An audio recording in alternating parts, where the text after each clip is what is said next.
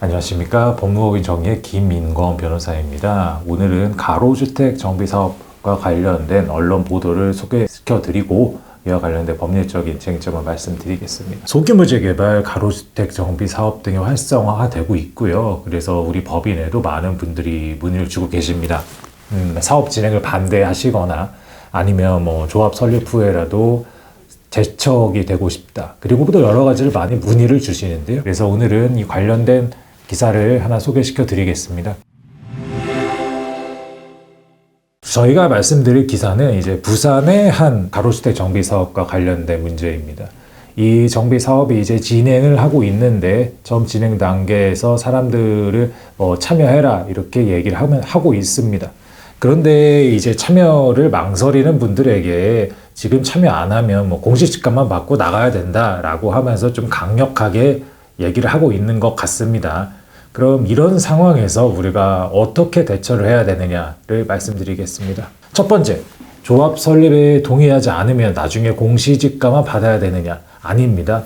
조합 설립에 동의하지 않을 경우에는 나중에 별도로 이 감정평가를 거치게 됩니다. 감정평가를 새롭게 거치게 되는 것은 우리가 일반적으로 시장에서 평가되는 시장 가치와는 조금의 차이가 있을 수밖에 없는데요. 그렇다고 하더라도 공시지가만 받는다라는 것은 틀린 얘기니까요. 이거는 조금 강하게 압박을 하기 위한 좀 잘못된 설명이다라고 생각을 하시면 됩니다. 두 번째, 사업 추진 자체를 막는 방법이 있느냐? 이제 내가 살고 있는 지역에서 나는 이곳에서 앞으로 10년, 20년을 살겠다라고 생각을 했는데 막상 누군가 사업을 추진하겠다, 그리고 주변 사람들도 같이 사업을 해보자 라고 하면 당황스러울 수밖에 없습니다. 사업을 막는 것이 사실 유일한 방법인데요. 어느 정도 동의율을 갖췄다, 많은 사람들이 동의하고 있다면 내가 원하지 않는다고 해서 사업을 막을 방법은 결국 이 사업 자체를 취소시키는 방법밖에 없습니다. 사업 자체를 취소시킨다는 것은 여러 가지 절차상 하자나 이런 부분들을 지적을 하는 건데요. 그런데 사실 절차상 하자를 다툰다는 것이 쉽지는 않습니다.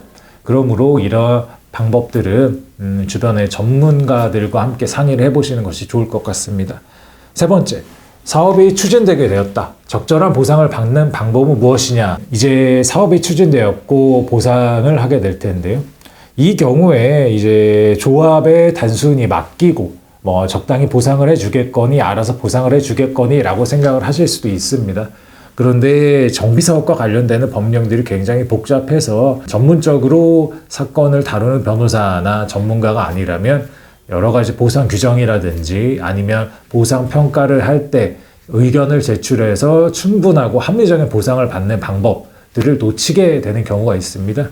그러므로 내 주변에서 사업이 진행되고 있다. 나는 이 사업에 구체적으로 참여하지 않겠다. 보상을 받겠다라고 생각을 하신 분들은 주변의 전문 변호사들과 상담을 받아보시는 것이 가장 좋은 방법이라고 생각이 됩니다.